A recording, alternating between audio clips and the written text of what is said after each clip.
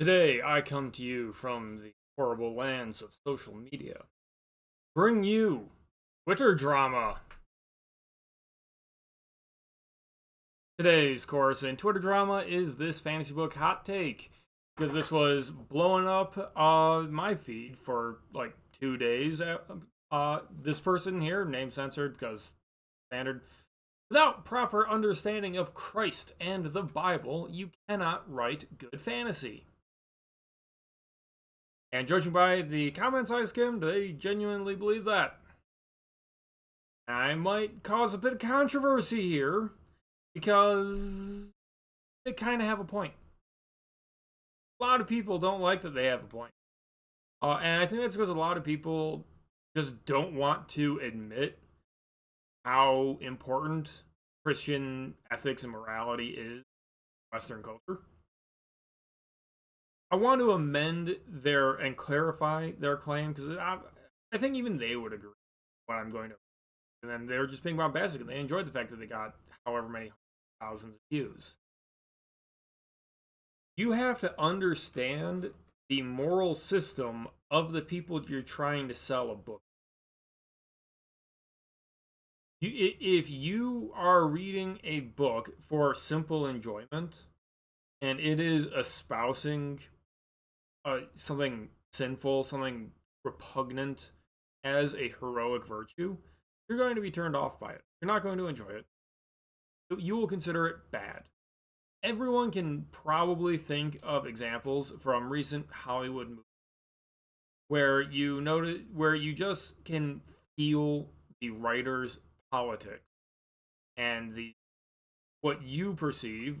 And I'm trying to be general because it does go in both directions here. But what you perceive as wrong, immoral, sinful, unethical, you name it, but bad. I'm sure you have had that happen to you at some point. Let me back up slightly to some simple definition.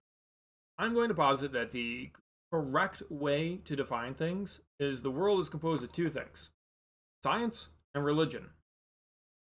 Science is everything that is, religion is everything that ought to be. It is your opinions of. So, science will tell you how an apple tastes. Your religion will tell you if you like that, if you think it tastes good. Maybe sounds like a silly question. But there are things like science will tell you when puberty begins. Religion tells you when consent begins. See where I'm going with this? If some almost the entire Western world is operating under the fundamental Christian paradigm, maybe with some changes, notably homosexuality.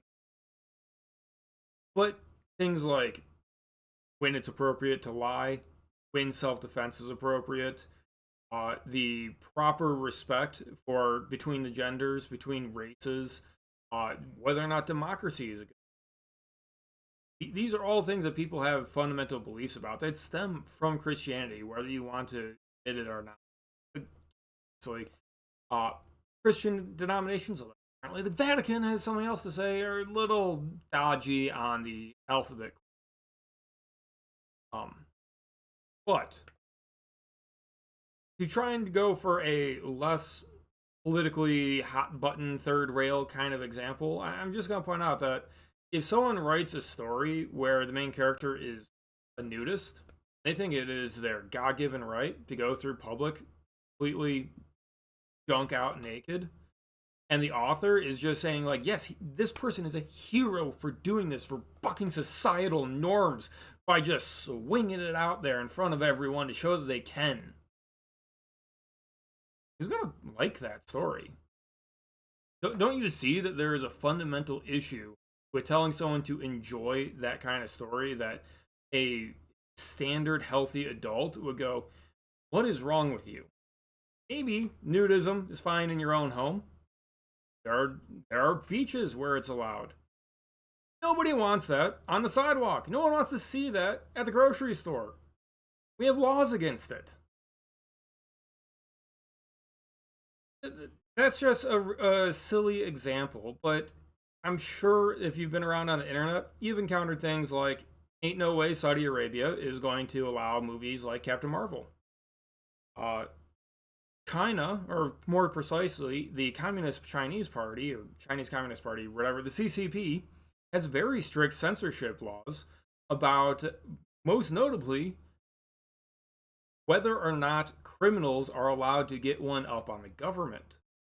They also have policies about blood, gore, and needing to film on site and having ethnic Chinese people and all these very clearly race-based policies. But they also have an authoritarian demand to them. And you can pull up examples of very bizarre changes to endings that just rewrite, like they've rewritten a couple heist movies that way because it doesn't fit what they believe should be allowed in storytelling. Now that is of course a heavy-handed government forcing that on the population, but you know, how is a movie going to succeed? When movies get blowback from the viewers because they say this movie is promoting something disgusting, such as let me go with the low hanging fruit here because I don't watch movies. Really.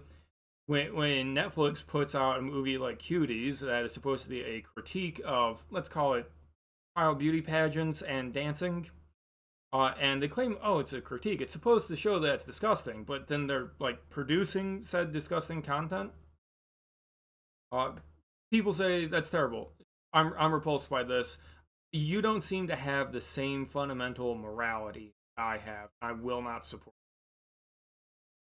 So that brings me back to this point.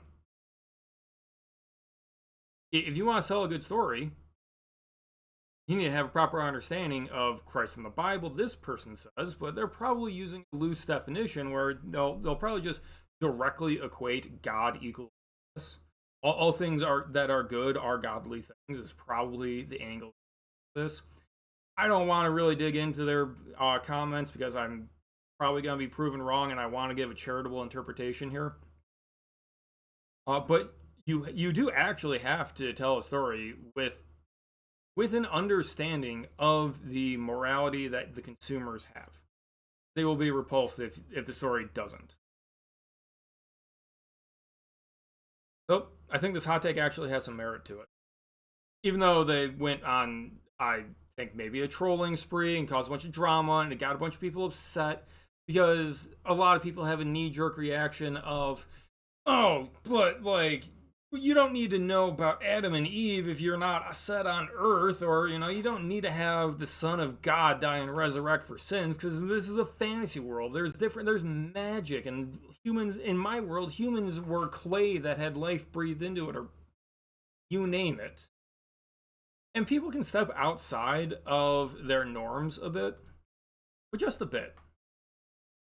Think for an example, how many societies out there where the child is subservient to their parent. And when they brush up against American audiences, the Western audience says that's wrong. That child needs to grow up, become their own person, and take responsibility for their own actions and get out from their parents' shadow. Because that's our moral framework. Other people, other cultures, and this diverse world we have would say, no, you need to honor the family. The elders know better. It is for the good of everyone. It is your proper place. You were brought into this world as part of this family, and you owe that to your parents and your grandparents and your ancestors before them. You have responsibilities because of your birth. And so they would view it as wrong to chase an individual's desires and fleeting emotions and their need for self-actualization.